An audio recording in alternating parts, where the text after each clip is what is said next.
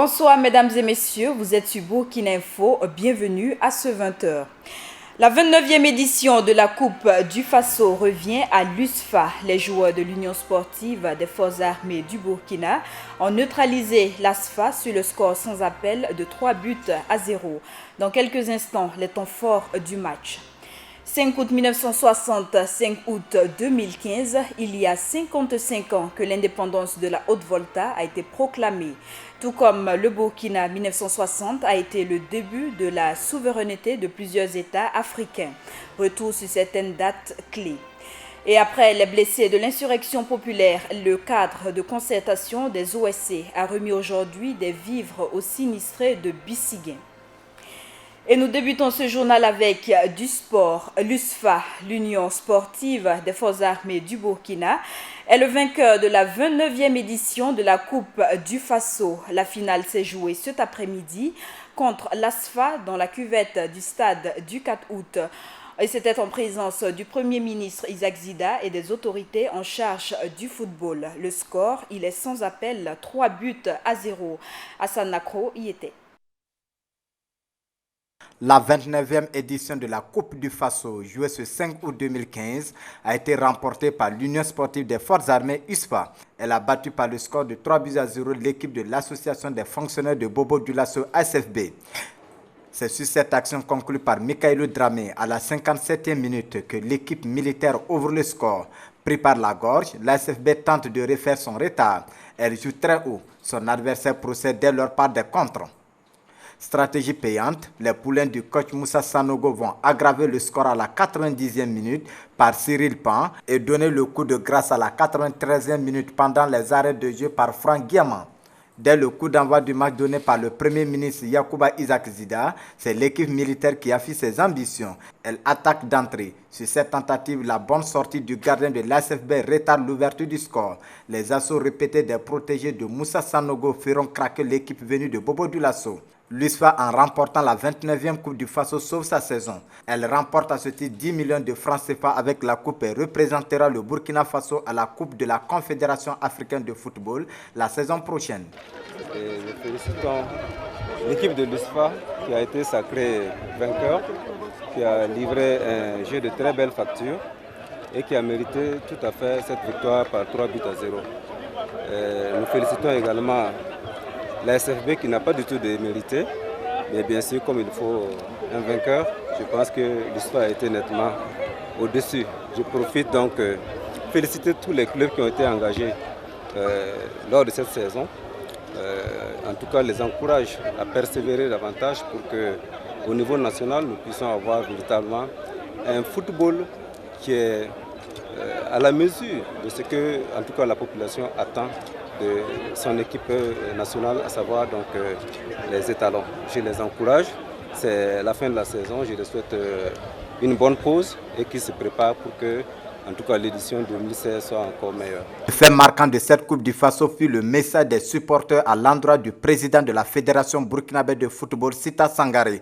Sur les pancartes, les mots sont interpellateurs et invitent le président à plus de dialogue avec ses supporters, car les choses ne sont pas au bon fixe.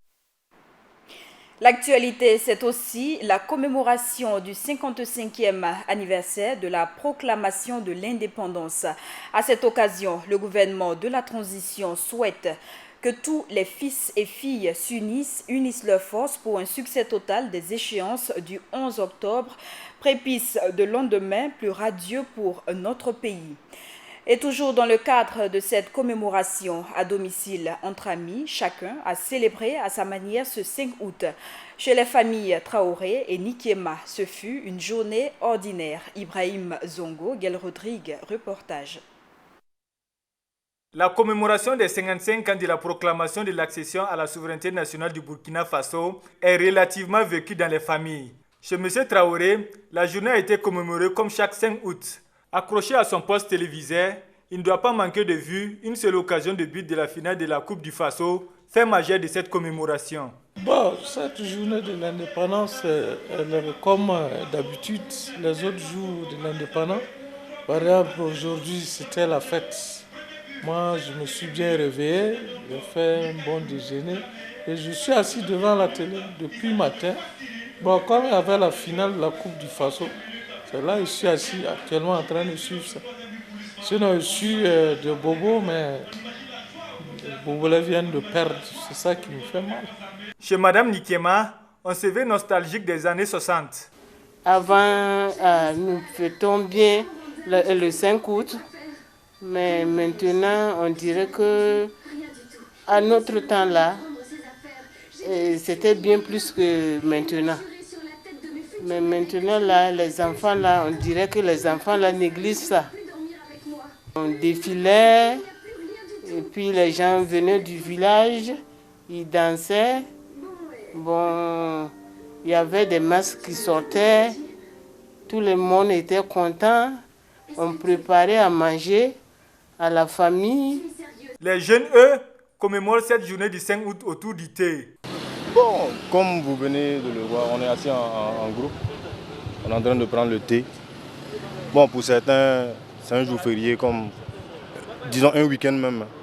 Il y en a qui vont le voir comme un samedi, comme un dimanche, plus de un, on ne travaille pas aujourd'hui. Ça se résume seulement à un jour férié, cela qui n'est pas le cas parce que depuis ce matin, nous constatons que nos médias même ne nous accompagnent pas, nous les jeunes, à revivre les moments de la célébration et de la proclamation de l'indépendance. Quoi qu'il en soit, chacun essaie de célébrer la journée à sa manière, le temps de se retrouver avec les amis pour un cocktail.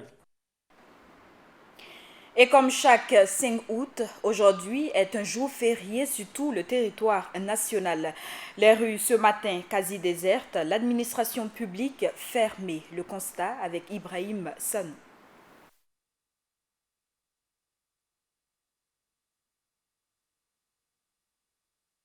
« 5 août 1960, 5 août 2015. Cela fait 55 ans que le Burkina Faso commémore son accession à l'indépendance. Aujourd'hui, il n'y a pas d'affluence dans les rues de la ville de Ouagadougou. Des services publics sont fermés ainsi que certains magasins de commerce. Néanmoins, des boutiques restent ouvertes, mais l'heure n'est pas aux bonnes affaires. Aujourd'hui, c'est le jour de l'indépendance. On a ouvert les boutiques parce que les jours fériés, les clients viennent payer les pagnes les jours fériés. Elles profitent des jours fériés pour venir payer les pagnes. Mais aujourd'hui, on a ouvert. Pour le moment, on n'a pas encore vendu. Mais les autres jours, à pareille heure, il y a d'influence, mais aujourd'hui, pas encore. Pour cette dernière, la commémoration est vécue en famille, mais n'est pas trop perçue. Je suis venue faire quelques achats pour inviter quelques amis qui sont déjà à la maison. Donc, ils m'attendent déjà pour concocter quelque chose pour eux. Voilà, c'est pour ça que je suis sortie. J'espère qu'ils vont aimer ce que je vais faire. Voilà. Et au niveau de la famille, il n'y a pas grand-chose à faire, hein. Voilà, on était en train de regarder la télé pour voir si on allait voir des défilés, mais bon, moi je suis sortie, peut-être qu'ils sont en train de continuer à regarder la télé. Sinon, dans l'ensemble, bon, on ne sent pas ça trop comme ça. Hein. Les années 1960 marquent le début de la souveraineté des États africains et en particulier celle du Burkina Faso qui est commémorée tous les 5 août. L'histoire de l'indépendance du Burkina Faso est aussi liée à des infrastructures, des lieux comme la place de la Révolution, la maison du peuple ont leur histoire. Gaël Rodrigue nous en dit plus. Le Burkina Faso commémore ce 5 août le 55e anniversaire de son accession à l'indépendance. Plus d'un demi-siècle après, les endroits ayant marqué cette période demeurent toujours. Ici, à la place de la Nation, ancienne place d'armes, des milliers de voltaïques s'y sont retrouvés le 5 août 1960. Devant cette foule immense, le président Maurice Nyamego, en compagnie des présidents Amani Diori du Niger, Houphouët-Boigny de la Côte d'Ivoire, Hubert Manga du Dahomey, actuel Bénin, va prononcer les discours libérateurs pour notre pays. Au nom des droits naturels de l'homme à la liberté, à l'égalité et à la fraternité, je proclame solennellement l'indépendance de la République de Haute-Volta.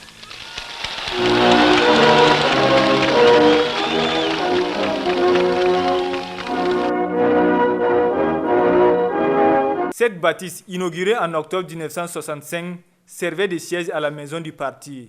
Elle sera finalement rétrocédée à la mairie de Ouagadougou, qui a pris l'engagement de la réhabiliter pour en faire une maison de spectacle. Et vous le savez, il y a 55 ans déjà que le président Maurice Nyamego proclamait l'indépendance de la Haute-Volta. Aujourd'hui, Burkina Faso, bref rappel sur cet événement avec notre Joël Zoundi. 5 août 1960, il est 0 heure. Le président Maurice Yamego s'adresse à ses concitoyens. C'est en 1919 qu'est constituée la colonie de Haute-Volta dans le territoire de l'actuel Burkina. Elle comprend 7 cercles: Gawa, Bobo-Dioulasso, Dédougou, Ouagadougou, Dori, Sao et Fadam Gourmand. Cependant, plusieurs éléments rendent l'autonomie de la Haute-Volta problématique. Les colonies voisines convoitent ces réservoirs de main-d'œuvre et la colonie manque aussi d'un accès à la mer. C'est pourquoi, en septembre 1932, la Haute-Volta est rattachée au profit du Soudan français, actuel Mali, de la Côte d'Ivoire et du Niger. Cependant, après les services rendus pendant la Seconde Guerre mondiale, la Haute-Volta fut reconstituée en 1947. La communauté française, proposée par référendum le 28 septembre 1958, est acceptée par 99,5% des votants et 75% des inscrits. Le 11 décembre de la même année, la République voltaïque est proclamée et adhère aussitôt à la communauté. En 1959, la République devient autonome et se retire dès le mois de mars du projet de fédération du Mali qui réunissait la Haute-Volta, le Soudan français, le Dahomey et le Sénégal. Devant une foule en joie, habillée en noir, blanc et rouge, les couleurs du drapeau voltaïque, Maurice Yamego, du Rassemblement démocratique africain RDA, proclame le 5 août l'indépendance de la Haute-Volta. Parmi les invités, un représentant de la France, mais aussi les présidents Amani Djouari du Niger et Félix Houphouët-Boigny de la Côte d'Ivoire. Maurice Yamego, qui avait succédé 2 ans plus tôt à Daniel Ouézin Coulibaly, à la tête du conseil du gouvernement, devient le président de la Première République. Il est réélu en octobre 1965 avec 99% des suffrages. Et à l'image du Burkina Faso, c'est aussi en 1960 que plus d'une dizaine de colonies françaises eurent leur indépendance. Ibrahim Zongo nous en dit plus. Au début des années 70, l'Afrique comptait déjà 42 États souverains. Pourtant, jusqu'au 31 décembre 1959, elle n'en comptait que 10. Mais à la fin de l'année 1960, proclamée année de l'Afrique, il se comptait 17 États souverains de plus. Dans le processus de décolonisation de l'année 1960, le mois d'août aura été le plus salvateur pour nombre de pays de l'Afrique francophone. Ce mois a consacré l'accession de 8 États à la souveraineté nationale tous les 2 jours. Le premier État proclamé indépendant est le Dahomey de Hubert Maga le 1er août. 3 août 1960, c'est le tour de l'immense Niger, souveraineté proclamée par Diori Amani. Après le Niger vient le tour de la Haute-Volta, actuelle Burkina Faso. Et c'est Maurice Yamego qui en fut le père jusqu'en 1966. 2 jours après, son voisin, la Côte d'Ivoire de Nana Félix Houphouët-Boigny. Après ces pays de l'Afrique de l'Ouest francophone, une trêve est marquée le 9 août avant de passer en Afrique de l'Est. Et c'est André Malraux, délégué par le général de Gaulle, qui apportera la souveraineté à ces pays. 11 août 1960, le Tchad accède à son indépendance. François Tombalbaye en a porté les griffes. Le 13, la Centrafrique se voit souveraine. David Dacko ne la dirigera que pendant 6 ans, tout comme Maurice Yamego de la Haute-Volta.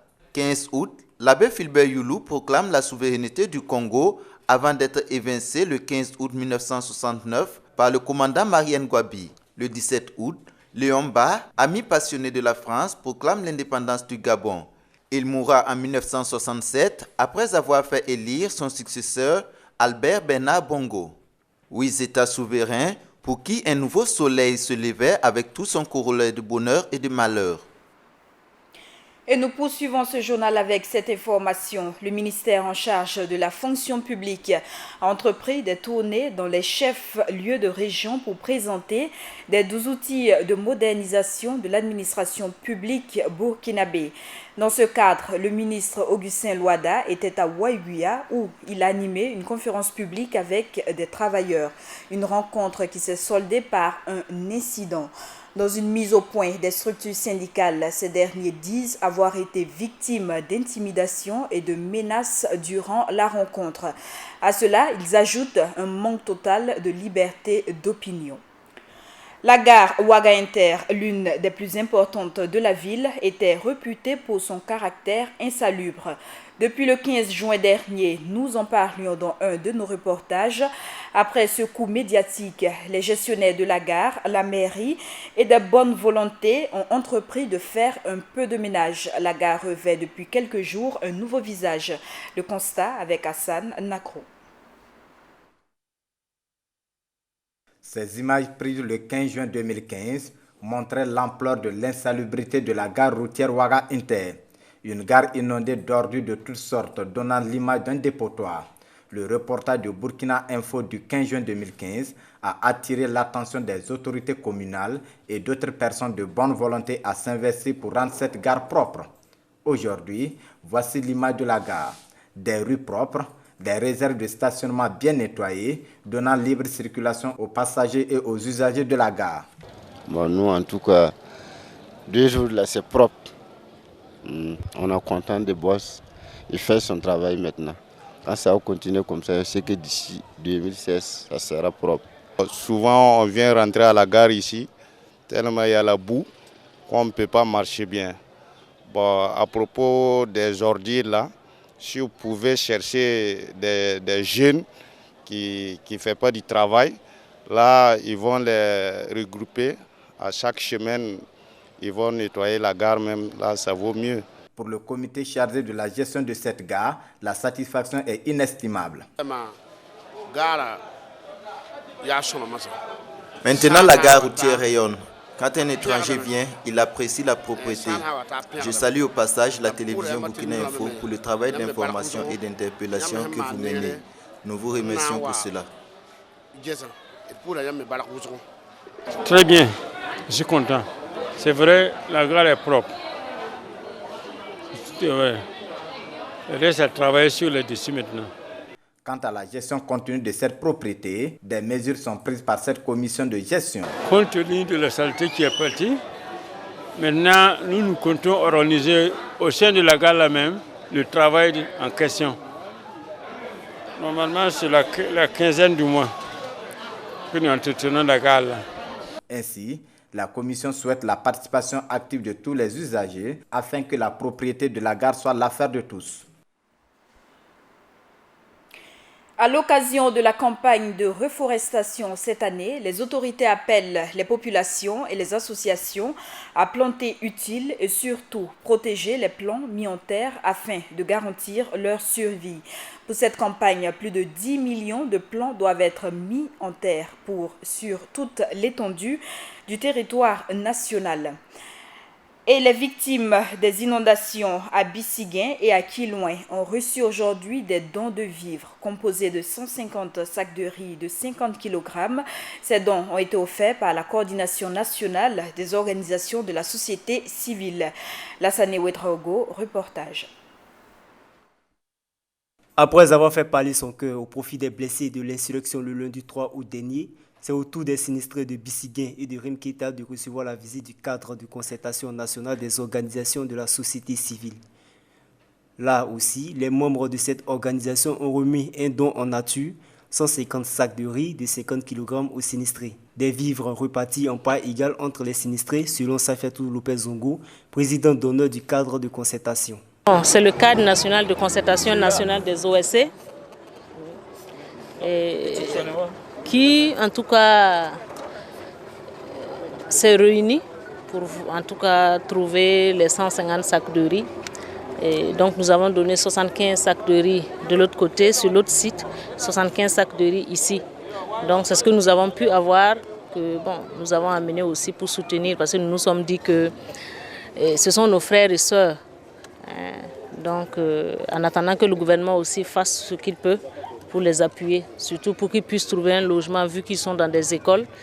Nous trouvons que, c'est pas commode. Les représentants du ministère de l'Action sociale et de la solidarité nationale présents sur le terrain ont exprimé leur satisfaction après la réception de ces denrées alimentaires. C'est un motif de satisfaction pour l'Action sociale et le gouvernement de façon générale pour ce geste que nous venons de recevoir parce que c'est des besoins urgents. Et comme on le dit, pour la prise en charge humanitaire d'urgence de ces victimes-là, il faut ce genre d'appui. de l'alimentation, des soins sanitaires, des vêtements. Et donc ça va nous permettre de poursuivre la prise en charge et d'aider ces familles à se relever rapidement et dans la dignité. Aussi, les sinistrés ont à leur tour témoigné leur gratitude envers le bienfaiteur, mais n'ont pas manqué de souligner quelques problèmes existants. On va droit au cœur. On remercie vraiment les autorités pour ce qu'ils ont fait pour nous, qu'ils continuent à nous aider. Présentement, on a des problèmes ici. Problème d'eau, bon, il y a de l'eau, mais ce n'est pas sûr si c'est potable ou pas. Bon, on n'a pas assez aussi de nattes pour nos femmes, un médecin pour s'occuper de nous. Voilà, il n'y a pas de douche aussi. Ça joue. S'ils peuvent vraiment nous aider, qu'ils continuent à le faire. On a vraiment besoin. Nous sommes dans la merde. Le cadre de concertation des organisations de la société civile invite les Burkinabés à emboîter leurs pas afin d'aider leurs frères et sœurs à sortir de cette situation. À présent, direction Djibo, à nouveau frappé par un éboulement. Au moins une personne a perdu la vie ce mercredi dans ce drame survenu dans un site minier à Djibo. Selon des informations, ce site fonctionnait malgré l'interdiction des autorités due en raison de la saison pluvieuse. Le 30 avril dernier, un autre éboulement dans la même localité avait fait plus d'une dizaine de morts. Hors de nos frontières, un autre drame est survenu aujourd'hui. Un bateau de pêche transportant environ 600 migrants a chaviré aux alentours des côtes libyennes. Plusieurs centaines de personnes sont toujours portées disparues. Les opérations de secours se poursuivent. Et c'est cette information qui met fin à ce journal. Merci à vous qui l'avez suivi. Très bonne suite de nos programmes et bonne fête de l'indépendance.